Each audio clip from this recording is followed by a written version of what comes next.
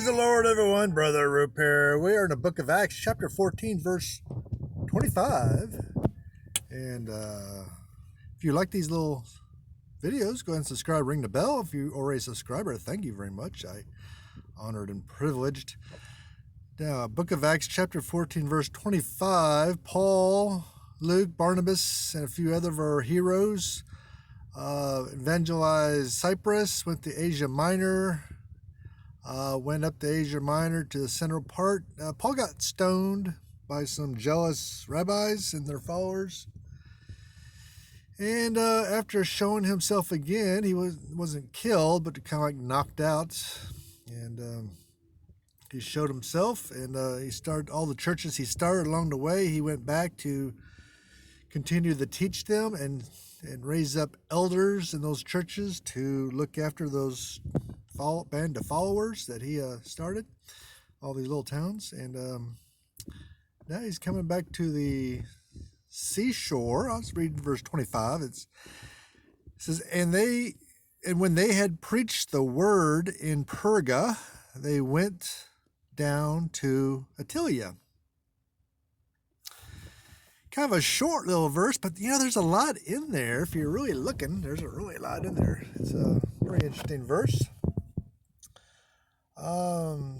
Perga, they're in Perga, a little town, a little village, and they went down to Attalia. Attalia had something of the same relation to Perga, which Cadiz has to Seville. In each case, the later city is approached by a river voyage, and the former is more conveniently placed in the open sea. Attilius Philadelphus, king of Pergamus, whose dominions extended from the northwestern corner of Asia Minor to the sea in Pamphylia, had built the city with a convenient position of commanding the trade of Syria or Egypt. When Alexander the Great passed this way, no such city was in existence. But since the days of the kings of Pergamus, who's inherited a fragment of his vast empire, Attalia had always existed and flourished, retaining the name of the monarch who built it. Its ancient site is now certainly known. It is probable that is in the modern Sicilia. So let's give you a little history lesson of the region and the name of the little town.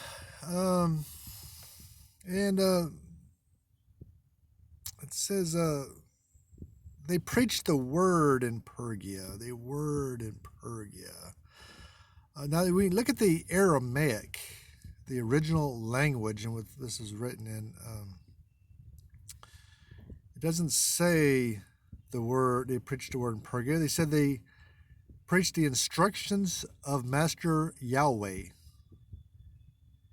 They preached the instructions of Master Yahweh. Now that clarifies things quite a bit. They didn't preach the gospel. They didn't preach the words of Jesus Christ. They preached the words of Master Yahweh. And that is a reference to Jesus Christ. But they don't, in the original Aramaic, they don't say Master Yeshua. That's very interesting and very important to note. They don't use the term Master Yeshua, which would be Master Jesus or Rabbi Jesus. Instead, they said Master Yahweh, the term for the Father, the God in the Old Testament. Now, several times in the Gospels, Jesus Christ says, I must do my Father's business. Do you remember that? There's many points in the Gospel where Jesus says, I must do my Father's business. Master Yahweh's business, not Master Yeshua. Master Yeshua was Jesus Christ. Master Yahweh that's the Father. That's God of the Old Testament. That's That's God.